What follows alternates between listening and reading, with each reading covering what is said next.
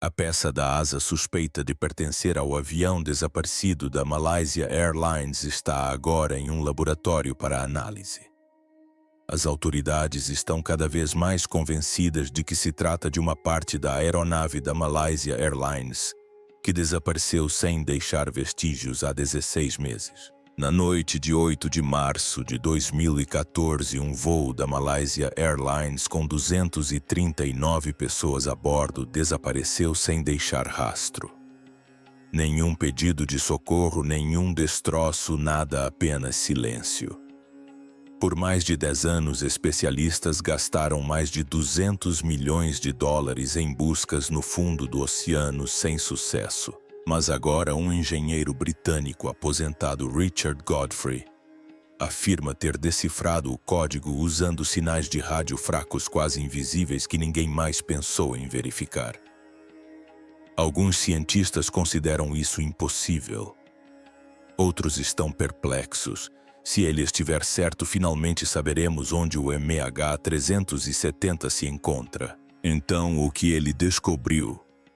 Será que esse novo método resiste a uma análise rigorosa e os destroços estão mesmo lá? Vamos investigar. A noite em que o avião desapareceu. Você talvez conheça a história do MH370, ou pelo menos pense que conhece. Um avião decola, voa pela noite e desaparece. Mas a verdade é que a versão que a maioria de nós tem em mente mal arranha a superfície da realidade. O que realmente aconteceu naquela noite é muito mais complexo, muito mais arrepiante e, honestamente, levanta mais perguntas do que respostas. Vamos voltar um pouco no tempo. Era 8 de março de 2014. O voo MH370 da Malaysia Airlines. Um Boeing 77 decolou de Kuala Lumpur pouco depois da meia-noite 0h41 para ser exato. O avião estava lotado com 239 pessoas viajantes a negócios, turistas e famílias inteiras a caminho de Pequim. Durante a primeira meia hora tudo parecia normal e tedioso. Subida tranquila, conversas rotineiras com o controle de tráfego aéreo, nada que pudesse levantar suspeitas. E então vieram as últimas palavras que alguém ouviu da cabine de comando. A 1h19 da manhã, o controlador malaio disse para entrarem em contato com o Vietnã ao cruzarem para um novo espaço aéreo. A resposta do piloto foi: calma como sempre. Boa noite, Malaysian 370. 2 minutos depois, às 1h21, o transponder do avião apagou. Esse é o dispositivo que informa aos controladores de tráfego aéreo a identificação, a altitude e a velocidade da aeronave. Em outras palavras, é o que a torna visível no radar civil. De repente, ela desapareceu do mapa. Parecia que o avião tinha simplesmente sumido do mapa. Mas eis a primeira reviravolta. E é uma descoberta importante. O avião não havia desaparecido. Ainda não. Enquanto o radar civil o perdeu de vista, o radar militar da Malásia, que funciona de maneira diferente. Mas como refletir o feixe de uma lanterna em um objeto. E captar o reflexo, continuou detectando algo.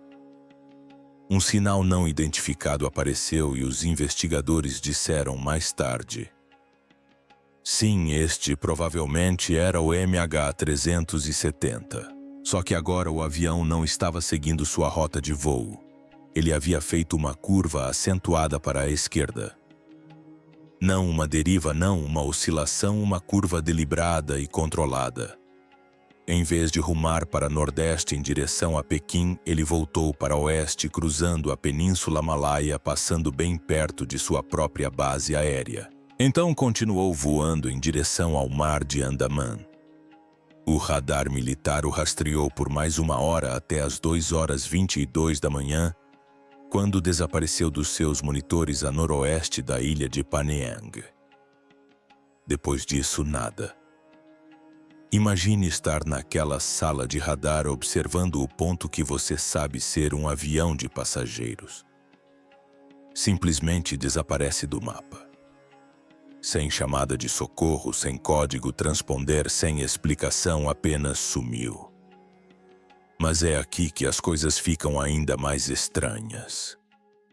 Porque, embora o avião não estivesse mais se comunicando com o controle de tráfego aéreo, ele ainda estava enviando sinais para o espaço.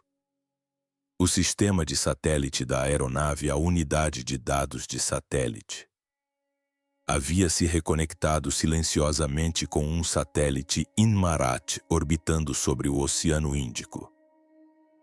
Isso não era para rastrear aviões.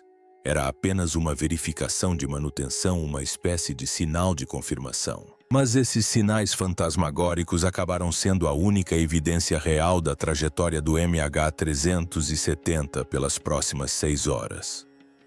Houve 7 desses sinais no total. E sem caixa preta, sem radar, sem comunicações por rádio, aqueles 7 apertos de mão se tornaram as migalhas de pão às quais os investigadores se agarraram. Utilizando 2 dados cruciais, o deslocamento temporal do pulso, basicamente o atraso no percurso de ida e volta do sinal, e o deslocamento de frequência do pulso, uma pequena variação Doppler no sinal. Os engenheiros tentaram mapear a trajetória do avião.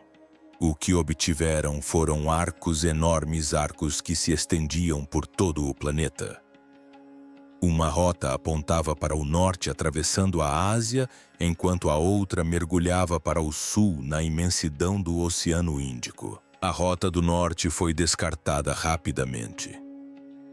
Radares demais, militares demais, monitorando aquele céu. Alguém teria notado um Boeing desgovernado, então toda a atenção se voltou para o sul. Isso levou ao que agora chamamos de 7ª arca, a linha final traçada às 8h19, quando o último contato foi feito.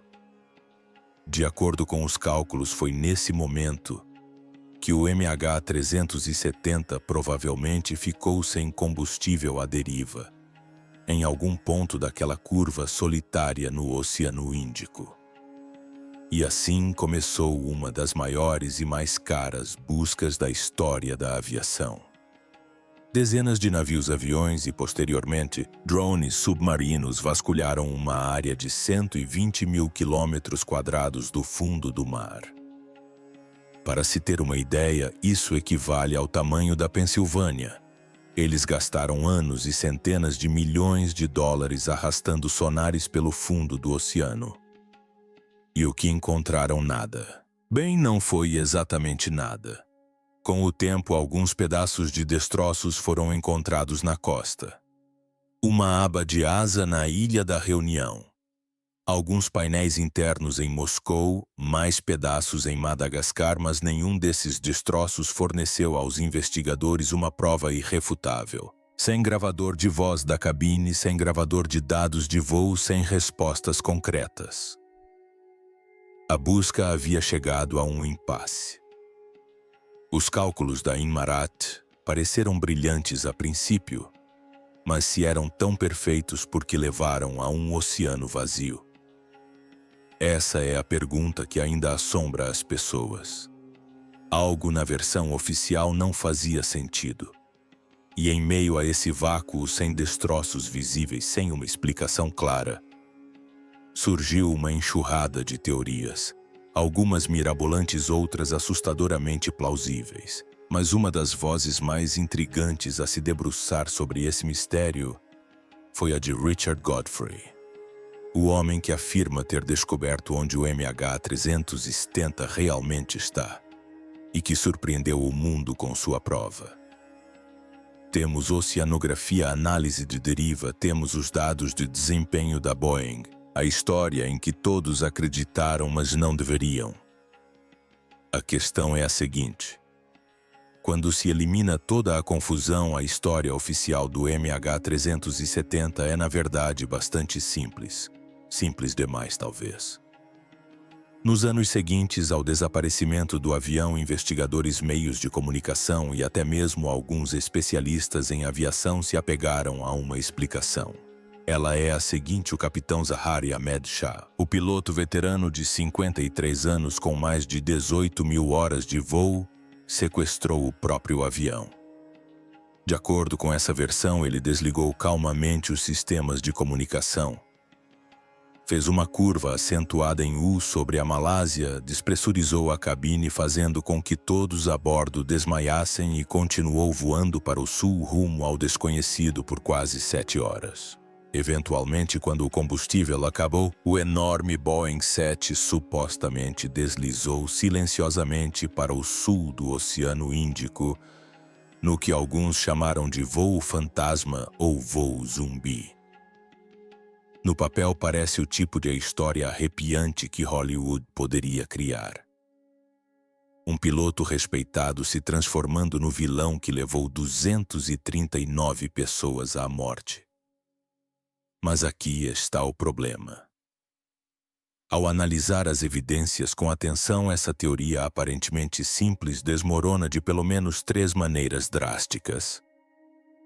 Comecemos pelos dados de satélite, pois eles são a base de toda a teoria oficial. Os contatos entre o MH370 e o satélite Inmarsat foram usados para mapear sua suposta trajetória. Mas é aqui que as coisas se complicam. O último conjunto de dados, por volta das 8h19 da manhã, revela algo estranho: o deslocamento de frequência de rajada, ou BFO na sigla em inglês. Isso sugere que a aeronave não estava simplesmente planando suavemente como um avião com um motor avariado tentando fazer um pouso de emergência na água em segurança. Em vez disso, os números apontam para uma queda brusca de altitude, uma aceleração repentina para baixo. Imagine mais um mergulho do que um voo planado tranquilo. De fato, a própria revisão do BFOS, feita pelo Departamento Australiano de Segurança nos Transportes em 2016, sugeriu que o jato pode ter estado descendo a uma velocidade de até 4.572 metros por minuto. Isso não é um pouso controlado, é cair do céu. E só isso já torna a teoria de autolesão do piloto ou de voo planado por exaustão de combustível muito frágil. Depois há os destroços, ou melhor, os minúsculos fragmentos de destroços que de fato temos. O primeiro fragmento confirmado foi o encontrado por Flaperon em julho de 2015 na ilha Rayun, na costa da África. Desde então, cerca de 3 dezenas de fragmentos adicionais.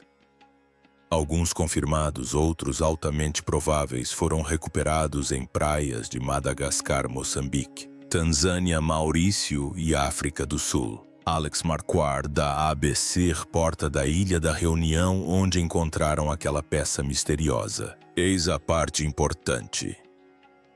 O Flaperon não estava nas condições esperadas se o piloto tivesse tentado planar com o avião para um pouso de emergência suave. A borda de fuga estava dilacerada de uma forma que, segundo especialistas, parecia mais com danos por vibração induzida por flutter, algo que acontece quando uma superfície de controle vibra violentamente em alta velocidade. Também foi confirmado que os flaps estavam recolhidos, o que significa que o avião estava em configuração de cruzeiro e não preparado para pouso. Outras peças revelaram histórias semelhantes. Uma seção de flap de asa descoberta na Tanzânia apresentou evidências de fratura por sobrecarga, o que novamente aponta para um impacto violento de alta energia. Se tivesse sido um pouso na água calmo e intencional, esperaríamos que os flaps estivessem estendidos, que houvesse mais destroços intactos e talvez até mesmo seções da fuselagem flutuando. Mas em vez disso, os fragmentos mostram destruição por força bruta. E então chegamos ao que talvez seja a maior falha de todas, a própria busca. Governos gastaram centenas de milhões de dólares vasculhando o Oceano Índico, mapeando mais de 120 mil quilômetros do fundo do mar. Mas aqui está o ponto crucial. Toda a operação foi construída sobre uma cadeia de suposições. Os investigadores presumiram que os sinais de satélite indicavam uma trajetória precisa. Presumiram que o consumo de combustível do avião era exatamente o que os modelos previam. Presumiram que o piloto automático manteve o jato voando em linha reta até os tanques secarem. E pior de tudo, trataram a sétima arca como verdade absoluta, uma linha estreita no meio do nada, onde o avião deveria estar. Mas suposições são perigosas. E à medida que os anos passavam, com navios rebocando sonares e drones subaquáticos encontrando apenas cristas vulcânicas e fossas profundas, a verdade tornou-se impossível de ignorar. Eles estavam procurando no lugar errado. Este foi um caso clássico de viés de confirmação. Acreditar tão fortemente em uma teoria a ponto de distorcer todas as evidências para que se encaixem nela. A história da automutilação do piloto era simples e fácil para manchetes. Mas as evidências reais eram confusas e contraditórias. Então, onde isso nos deixa? Quando a busca oficial foi suspensa no início de 2017, as pessoas estavam frustradas, irritadas e desesperadas. As famílias das vítimas ainda não tinham respostas. Especialistas em aviação admitiram estar perplexos e o público ficou com uma história que não fazia sentido. Se a explicação simplista sobre o capitão Zahari não estava correta, então qual estava os dados do satélite poderiam ter sido interpretados incorretamente? Os destroços poderiam indicar um tipo de acidente completamente diferente. Ou haveria outro método, alguma tecnologia negligenciada que pudesse rastrear o MH370 com mais precisão do que qualquer coisa que as equipes de busca oficiais tivessem tentado? É aí que Richard Godfrey entra em cena. Um engenheiro aeroespacial britânico aposentado com gosto por enigmas, ele decidiu adotar uma abordagem completamente diferente.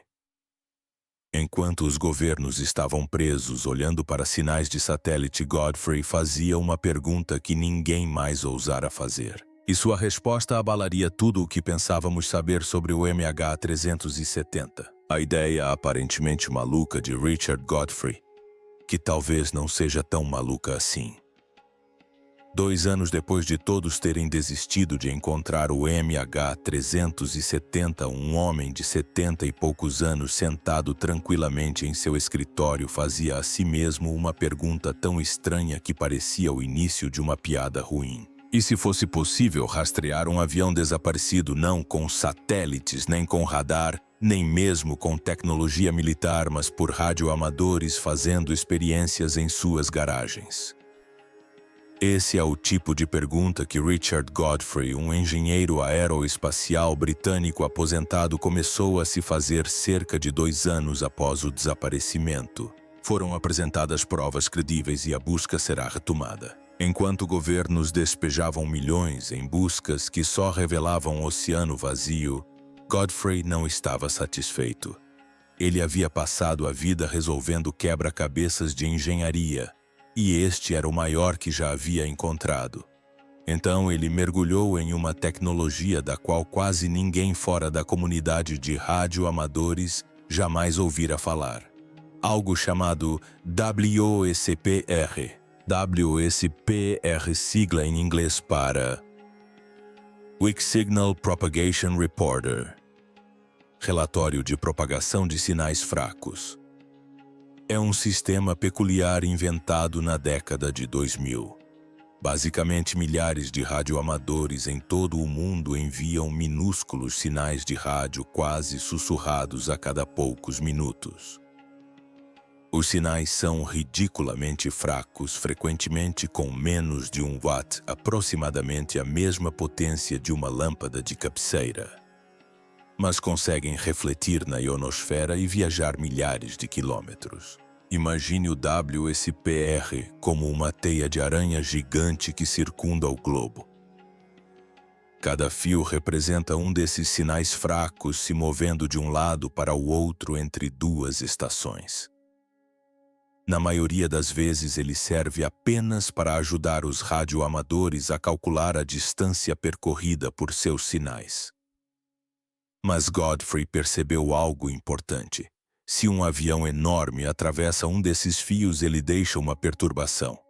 Não parece algo dramático. Pode ser apenas uma pequena queda na intensidade do sinal ou uma leve mudança na frequência, às vezes menor que uma desaceleração. Mas essas perturbações são registradas a cada ocorrência em um banco de dados online chamado WSPRNET. E esse banco de dados é enorme. Anos de dados. Bilhões de pequenos tweets de rádios do mundo todo. Godfrey pensou que se o MH370 realmente sobrevoou o Oceano Índico naquela noite, então deveria ter cruzado dezenas desses fios invisíveis. E se ele conseguisse encontrar essas perturbações, poderia mapear a trajetória do avião como um rastro de migalhas de pão. Então ele arregaçou as mangas e começou a investigar. Isso não era um projeto de fim de semana. Tornou-se sua obsessão. Por 3 anos ele vasculhou o arquivo da WSPRNET, o que significava lidar com mais de 200 bilhões de linhas de dados brutos. Ele teve que desenvolver um software personalizado apenas para filtrar todos os falsos alarmes, coisas como tempestades solares e interferência de fundo, em meio ao caos normal da ionosfera. E então, lentamente, uma imagem começou a se formar. Na noite entre 7 e 8 de março de 2014, quando o Boeing 77 desapareceu, Godfrey encontrou aproximadamente 130 anomalias no WSPR sobre o Oceano Índico. Não se tratava de ruído aleatório nem de explicação por condições meteorológicas ou interferência de rádio. Quando ele os plotou em um mapa na ordem em que ocorreram, eles se alinharam formando uma trajetória. A trajetória começava exatamente onde o radar militar malaio havia detectado o avião pela última vez. De lá, curvava-se para sudoeste e depois virava para sul. Exatamente o tipo de reviravolta que os investigadores suspeitavam há muito tempo, mas com muito mais precisão. E o rastro não desapareceu. Terminou num ponto muito específico, 29.128 graus sul, 99.934 graus leste. Isso fica a cerca de 1.500 quilômetros a oeste de Perth, na Austrália. Águas profundas, sim, mas ainda assim a cerca de 200 quilômetros dentro de uma área que nenhuma busca oficial ou privada jamais havia explorado. Pela primeira vez em anos, alguém havia apresentado uma nova localização baseada em dados para o MH370. Não se trata de um palpite vago nem de mais um talvez. Trata-se de um ponto único respaldado por dados concretos, mas números não bastam. É preciso colocar os números à prova. Números em uma página são apenas isso, números. Eles não salvam um avião do fundo do oceano. Eles não trazem paz de espírito para as famílias. Para Richard Godfrey, o verdadeiro teste não era se ele conseguiria encontrar padrões nos sinais de rádio amador. O verdadeiro teste era se esses padrões resistiriam a perguntas difíceis de pessoas que não se importavam com teorias. Elas queriam provas. Por isso ele levou suas descobertas à Universidade de Liverpool para uma equipe de analistas que já tinham experiência em solucionar tragédias como essa. Eram os mesmos especialistas que ajudaram a localizar os destroços do voo 447 da Air France, após seu desaparecimento no Atlântico. A aeronave começa a rolar. Começa a ir de um lado para o outro em 2011. Se os números de Godfrey fossem apenas uma cortina de fumaça, eles saberiam instantaneamente, então, o que exatamente ele apresentou. E por que isso chamou a atenção deles em vez de acabar na pilha de teorias mirabolantes? Vamos analisar. A primeira peça do quebra-cabeça foi o que ele chamou de verificação cruzada de data e hora. Isso era basicamente uma verificação da realidade. As perturbações que ele encontrou nos dados do WSPR correspondiam à cronologia real do voo do MH370. Se esses sinais de rádio estivessem acontecendo horas antes ou depois dos sinais conhecidos da aeronave com o satélite em Marat, toda a teoria desmoronaria. Mas aconteceu o contrário. Cada uma das 130 anomalias sinalizadas por Godfrey coincidiu quase perfeitamente em um intervalo de cerca de 4 minutos após o sinal do Imarate. Esse não é o tipo de coincidência que se ignora. É um padrão. E quando os investigadores procuraram outras explicações, talvez outro Boeing 77 no mesmo espaço aéreo, talvez um avião de carga passando, nada se encaixava. Nenhum outro avião estava naquele céu. Nenhum outro avião poderia ter causado aquelas ondulações. O único candidato restante era o MH370. Em seguida veio a geometria do sinal. Pense nisso como substituir uma fotografia desfocada por uma nítida. No caso do Marsat, os dados de satélite sempre foram mais como um esboço grosseiro do que um mapa detalhado. Só era possível reduzir as coisas a grandes arcos, extensões oceânicas longas e vagas com centenas de quilômetros de largura. Suficientemente boas para adivinhar, mas não o bastante para localizar com precisão. O WSPR mudou isso. Como cada sinal viajava por um caminho específico entre dois operadores de rádio, digamos um na Nova Zelândia e outro na África do Sul, qualquer perturbação ficava restrita a esse caminho. Quando vários caminhos apresentavam perturbações simultaneamente, era possível cruzá-los como linhas num mapa. De repente, em vez de uma área de busca do tamanho de um continente, Godfrey desenhava corredores com apenas cerca de 20 quilômetros de largura. Quanto mais caminhos ele tinha, mais preciso se tornava o rastro. Nos últimos 6 anos houve avanços tecnológicos. Temos novas pesquisas sobre o MH370. Em seguida veio o teste mais complicado, a impressão digital de refração. O objetivo era provar que as oscilações nos sinais de rádio não eram apenas ruído aleatório. A superfície do oceano, a ionosfera e até mesmo a atividade solar podiam curvar e distorcer as ondas de rádio de maneiras que pareciam caóticas. Godfrey precisava demonstrar que o que estava captando era a assinatura de um enorme avião e não uma falha da natureza. Ele se concentrou em sinais na faixa de 14 MHz, porque essa frequência reage de forma previsível quando algo tão massivo quanto um Boeing 777 a cruza. Para garantir que os resultados não fossem inúteis, seu software descartava quaisquer ruídos fracos ou imprecisos. Apenas os sinais fortes em torno de 255 decibéis ou mais eram selecionados. Depois de aplicar todos esses filtros, restaram 130 anomalias sólidas. E aqui está o ponto crucial: elas não estavam espalhadas por todo o mapa. Estavam agrupadas formando uma linha no sul do Oceano Índico, quase como se alguém tivesse espalhado migalhas de pão na água.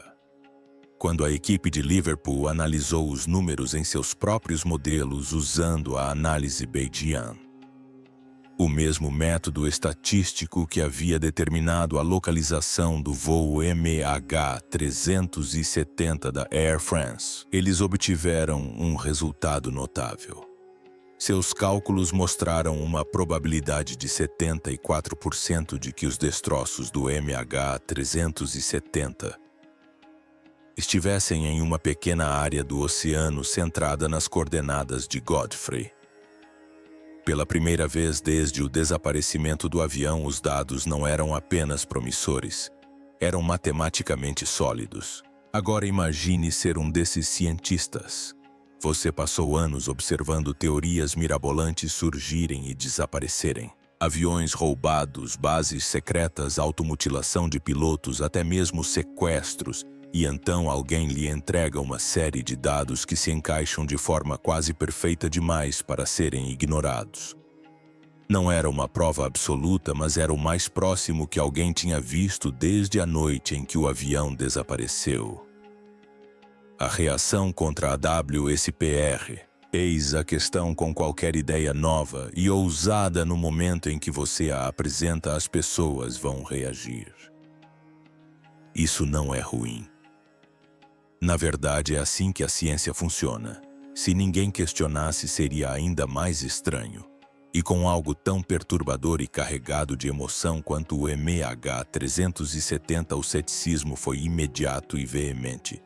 Então vamos analisar as principais objeções levantadas contra a teoria W.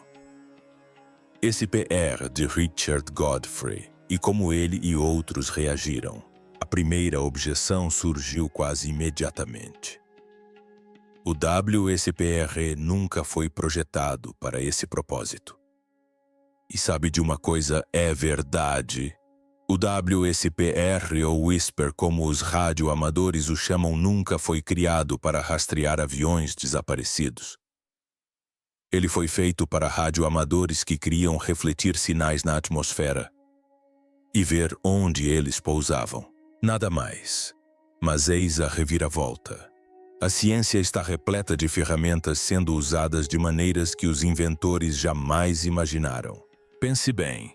Os raios X foram descobertos por acidente quando Wilhelm Röntgen estava apenas experimentando com raios catódicos no final do século XIX. A penicilina, por puro acaso, foi descoberta quando Alexander Fleming notou bactérias que matavam mofo em suas placas de Petri em 1928. Até mesmo o GPS que usamos hoje para encontrar a cafeteria mais próxima era originalmente um sistema de navegação militar. Então sim, o WSPR não foi criado para encontrar aviões desaparecidos, mas a física por trás dele, a maneira como as ondas de rádio se curvam, se dispersam e são afetadas quando algo grande as atravessa. É ciência sólida com décadas de existência. Até mesmo Joe Taylor, o ganhador do Prêmio Nobel que de fato inventou o WSPR, admitiu que aviões podem sim interferir nesses sinais. Ele foi mais cauteloso quanto à possibilidade de determinar localizações exatas, mas a premissa básica é inabalável. E Godfrey não parou na teoria. Ele partiu para um teste prático. Em novembro passado, sua equipe se uniu a pesquisadores da Universidade de Liverpool e fretaram um Boeing 777. Eles sobrevoaram o Oceano Índico exatamente na rota suspeita do voo MH370. Enquanto isso, estações da WSPR ao redor do mundo estavam monitorando. E adivinhem, exatamente na frequência que as interferências surgiram exatamente onde o avião estava. Não foi algo próximo disso nem vagamente na mesma época. Não.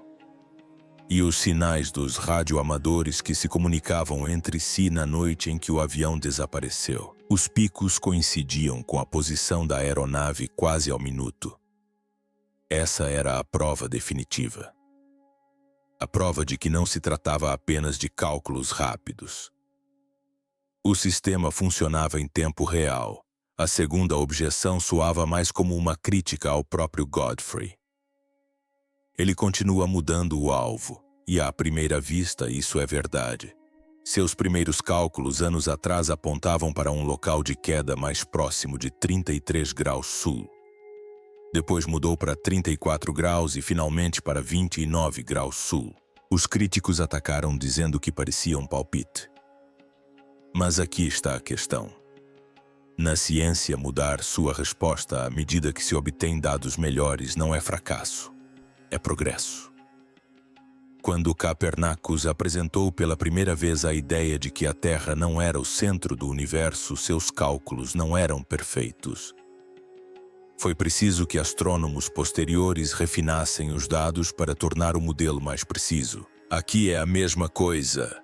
Godfrey não simplesmente jogou dardos em um mapa. Cada mudança ocorreu porque mais dados do WSPR ficaram disponíveis e porque os algoritmos que os analisavam se tornaram mais inteligentes. Com o tempo, a área de incerteza diminuiu. E aqui está o ponto crucial: por mais de 14 meses consecutivos o alvo não se moveu de 29 graus sul. Isso é muito importante. Significa que os refinamentos terminaram. O modelo parou de oscilar. Essa estabilidade foi o que finalmente convenceu as pessoas de que não se tratava apenas de uma meta em constante mudança. Há então a terceira objeção, aquela que ninguém pode refutar completamente. Ainda não encontramos destroços naquele local exato. Justo. Até que alguém realmente retire uma asa ou uma caixa preta do fundo do mar, tudo ainda é teoria. Mas vamos inverter a perspectiva. Em vez de começar com a teoria, vamos começar com os destroços que já temos. Lembra-se do fragmento de destroço que apareceu na Ilha da Reunião em 2015. Foi confirmado sem sombra de dúvida que aquele pedaço era do voo MH370. Há um total de 160 detecções desse tipo. Posteriormente, mais destroços apareceram em locais como Moçambique, Madagascar e Tanzânia. Não se tratava de lixo aleatório. Eram peças de um Boeing 77 diretamente ligadas ao avião desaparecido. Mas de onde vieram, foi aí que os oceanógrafos entraram em cena. No Centro Geomar Helmholtz para Pesquisa Oceânica, na Alemanha, cientistas realizaram simulações massivas de deriva. Basicamente, eles inseriram rastreadores virtuais em modelos computacionais das correntes do Oceano Índico e observaram onde eles chegariam à costa.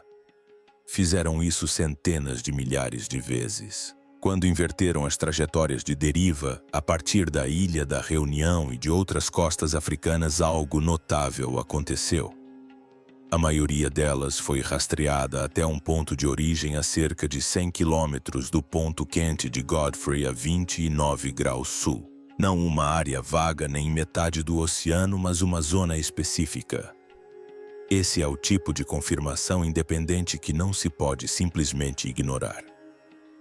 Então vamos resumir. Disseram que o WSPR não era adequado para isso. Verdade, mas a física é válida e agora foi testada. Disseram que o local do acidente continuou se movendo. É verdade, mas apenas porque os dados melhoraram e agora estão consolidados. Diziam que não havia destroços lá. É verdade, mas a análise de deriva aponta diretamente para aquele local. Cada vez que uma objeção é levantada, as evidências a contradizem ainda mais. E é aqui que as coisas ficam realmente interessantes. Pela primeira vez em anos, isso não é apenas conversa. Há ação. A brutal temporada de ciclones no sul do Oceano Índico terminou, o que significa que os navios podem operar lá novamente. E a grande força está de volta. Ocean Infinity. Se esse nome lhe parece familiar, é porque eles lideraram o enorme esforço de busca em 2018. Eles não encontraram o MH370 naquela época, mas construíram um arsenal de tecnologia para águas profundas que só melhorou desde então. Seu navio almirante é o Armada 7806, um gigante navio de apoio repleto de enormes veículos subaquáticos autônomos. Basicamente, são submarinos robóticos. Não são pequenos drones presos por cabos. Eles podem mergulhar a 6.000 metros de profundidade, navegar sem amarras por dias e escanear o fundo do oceano com sonar tão preciso que consegue detectar um carro naufragado a quilômetros de profundidade. E agora vem a grande novidade: o governo da Malásia assinou um novo contrato com a Ocean Infinity. A Malásia deu sua aprovação final para uma nova operação de busca pelo voo desaparecido MH370, conduzida pela empresa de robótica Ocean Infinity. Anthony Locke, ministro dos Transportes da Malásia, aprovou o projeto em janeiro de 2025. A zona de busca, uma área cuidadosamente definida de 15.000 quilômetros quadrados, concentrou-se no ponto exato identificado pela análise do WSPR. O acordo é sem resultados, sem pagamento.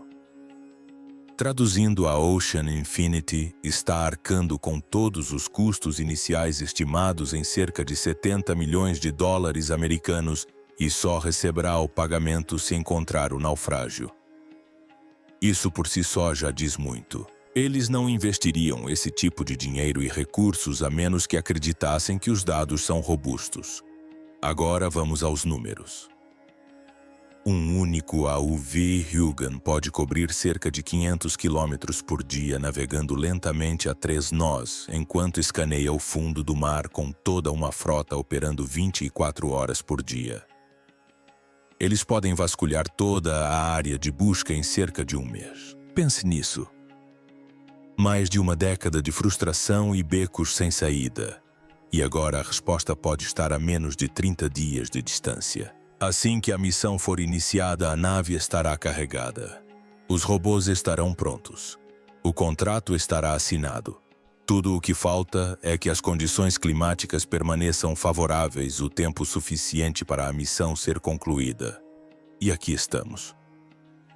Depois de todos esses anos de angústia, teorias mirabolantes, pistas falsas e especulações intermináveis, as peças finalmente estão se encaixando. Dados sólidos, um alvo definido e a tecnologia necessária para realizar a missão. A questão não é mais se o MH370 pode ser encontrado. A questão agora é se finalmente vamos desvendar um dos maiores mistérios da nossa época.